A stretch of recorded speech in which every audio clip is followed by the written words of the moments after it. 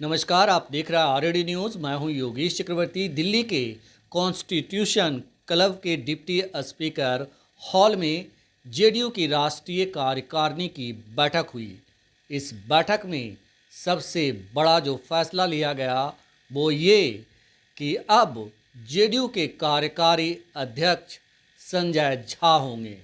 उनके नाम पर मुहर लग गई और नीतीश कुमार ने इसका ऐलान कर दिया।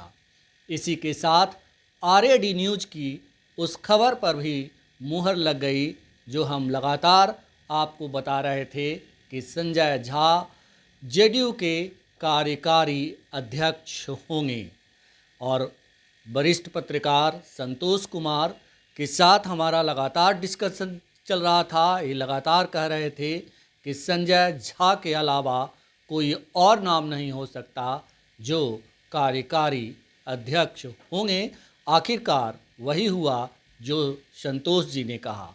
लेकिन सबसे बड़ा सवाल है कि राज्यसभा सांसद संजय झा के जेडीयू के कार्यकारी अध्यक्ष चुने जाने का मायने क्या है। आखिर क्यों उन्हें जेडीयू का राष्ट्रीय कार्यकारी अध्यक्ष बनाया गया है। क्या कुछ बदलेगा जेडीयू में। आइए वरिष्ठ पत्रकार संतोष कुमार जी से जानते हैं। संतोष जी, आपकी खबर पर मुहर लग गई। जो आप कह रहे थे वो हो चुका है, लेकिन अब इसके मायने क्या हैं। क्या कुछ बदलेगा जेडीयू में।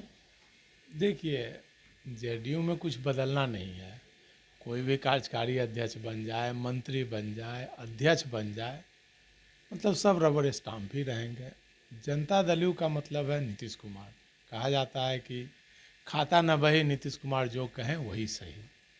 तो संजय झा राष्ट्रीय कार्यकारी अध्यक्ष बनाए गए हैं, तो वो कहिए कि एक झुंझुन्ना थमाया गया, केंद्र में मंत्री नहीं बना पाए नीतीश जी, क्योंकि ललन सिंह को बनाना था, तो इसलिए अपर कास्ट का 2 नहीं बना सकते थे, इसलिए संतावना पुरस्कार जो होता है वही कार्यकारी अध्यक्ष के रूप में संजय झा को दिया गया। इससे पहले जब आरसीपी मंत्री बने थे तो उस समय भी सांत्वना पुरस्कार के रूप में ललन सिंह को अध्यक्ष बनाया गया था राष्ट्रीय। उस समय कार्यकारी नहीं, उस समय अध्यक्ष बनाया गया था।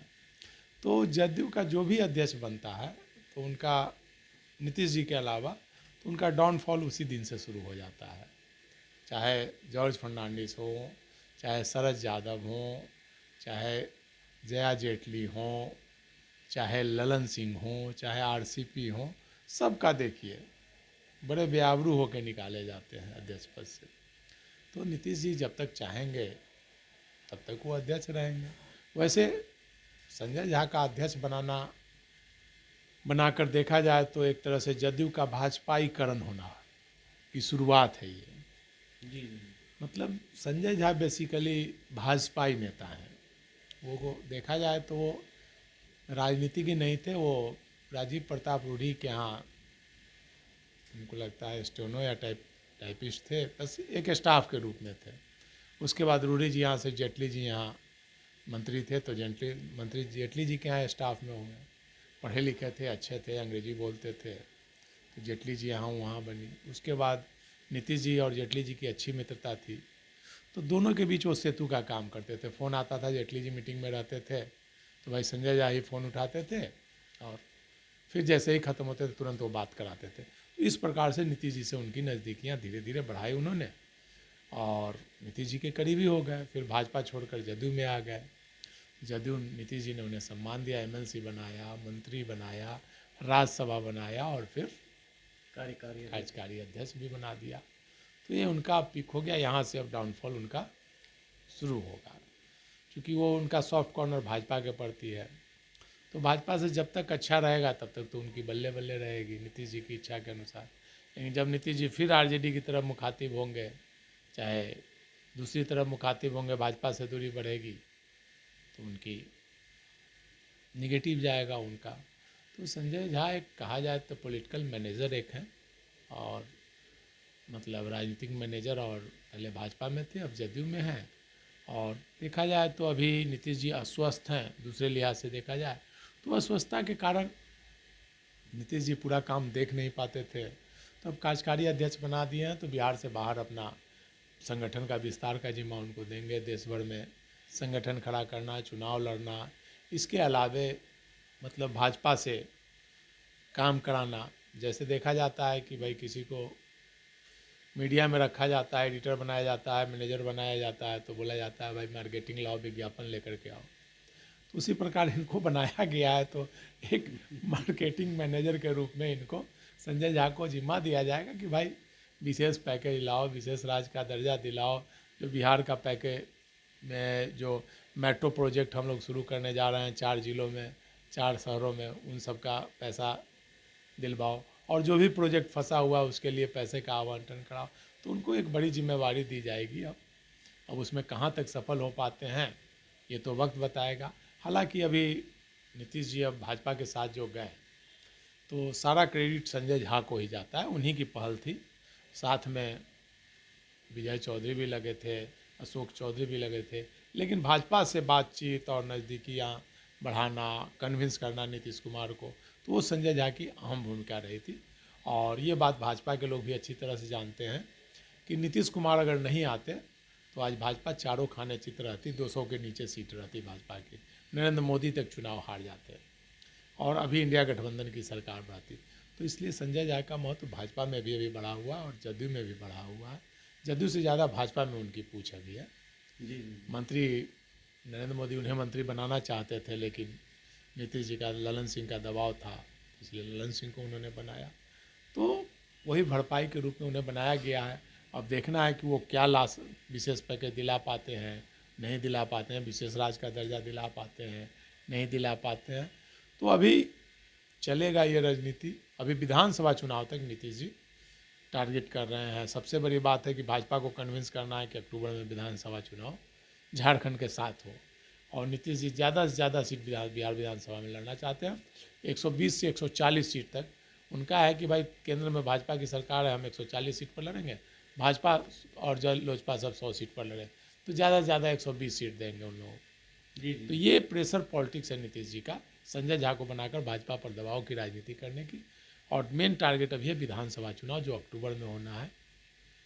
अभी जुलाई में विधानसभा का सत्र होना है, तो उस सत्र में से पहले केंद्र से जितनी राशि मिल सकती है, घोषणाएं जितनी ज़्यादा हो जाए, और विधानसभा से उसको पारित करा करके विधानसभा भंग करके अक्टूबर में चुनाव में जाए, तो लगे कि हाँ केंद्र में सत्ता, डबल इंजन की सरकार आने से बिहार को बहुत सारा फ़ायदा मिला है।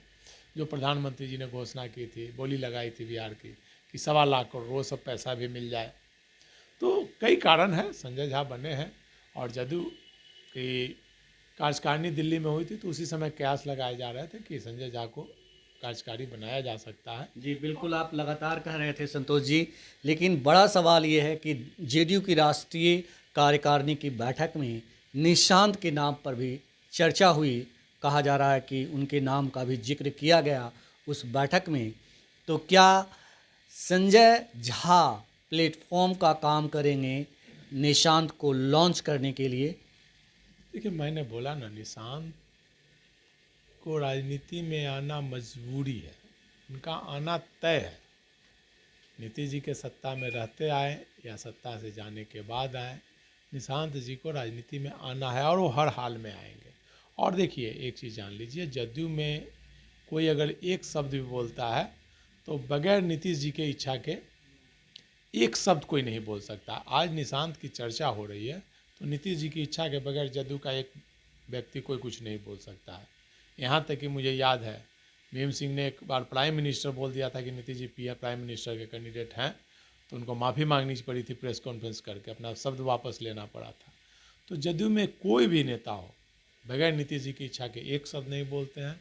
और नीतीश जी के जब बेटे निशांत की मुख्यमंत्री के राजनीति में आने की चर्चा हो रही है, तो कहीं ना कहीं नीतीश जी का मौन सहमति उसमें है, तभी आज चर्चा हो रही है।